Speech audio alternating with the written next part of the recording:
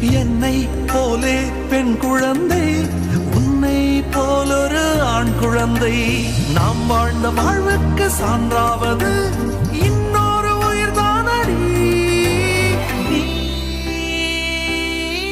Neelavanam